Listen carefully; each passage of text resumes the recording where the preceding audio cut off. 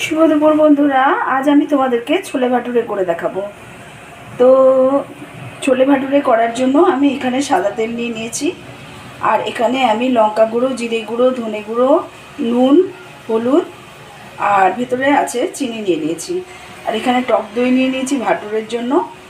আর এখানে ছোলার জন্য ছোলা ভিজিয়ে দিয়েছি, 4-5 ঘন্টা হয়ে গেল। আর এখানে দেখো, এখানে হচ্ছে 2টো টমেটো নিয়েছি, আর আদা নিয়ে নিয়েছি, আর গরম মশলা আর শুকনো লঙ্কা। এটাও আবার ছোলের জন্য।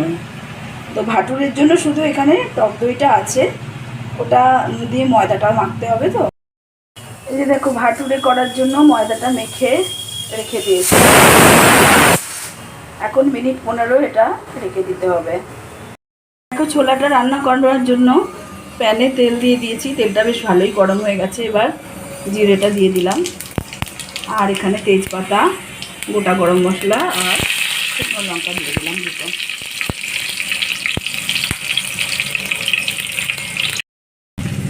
দেখো, টমেটো দিয়ে দিলাম, আদা গ্রেট করে দিয়ে দিলাম।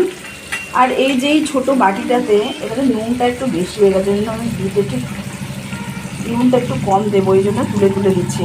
এই যে উপরের জিরে ধনেটা গুঁড়োটা দিয়ে দিলাম, হলুদটাও দিয়ে দিলাম, লঙ্কা গুঁড়োটাও দিয়ে দিলাম। এর সাথে নুন কিন্তু উঠে যাচ্ছে, নুনটা এতটা দেবো না বলে এই জন্য এরমভাবে দিচ্ছি। ঠিক আছে, গ্যাসটা নোংরা হয়ে গেল, যাকে পরে পরিষ্কার করে দিলেই হবে।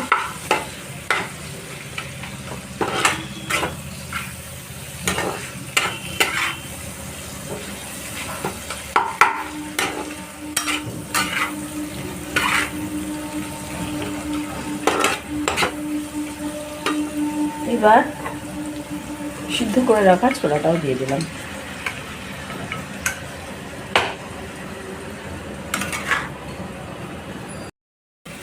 দেখো, মটর অলরেডি ভালোই সিদ্ধ আছে, আর সব নুন মিষ্টি মশলা সমস্ত কিছু দেওয়া হয়ে গেছে। তো এইবার অল্প একটুখানি আমি জাস্ট জল দেব, অল্প করে দেব, জাস্ট কারির মতন জল দিলাম, ব্যাস। এইবার এই জলটা একটুখানি মুড়ে গেলে নামিয়ে নেব। তো তোমরা কেউ যদি এইভাবে নিরামিষ ছোলা বানাতে চাও, অবশ্যই বানাতে পারো। আর যদি মনে করো এটা নিরামিষ করবে না, সেক্ষেত্রে পেঁয়াজ রসুন দিতে হবে। আমি যেমন শুধু আদা দিয়েছি, তার বদলে আদা রসুন বাটা দিতে হবে, আর পেঁয়াজ দিতে হবে ভেজে, ব্যাস একই রকম প্রসেস। তো এইবার যাব আমি ভাটুরের তৈরির জন্য প্রস্তুতি নিতে। দেখো বন্ধুরা, ভাটুরে ভাজা হচ্ছে।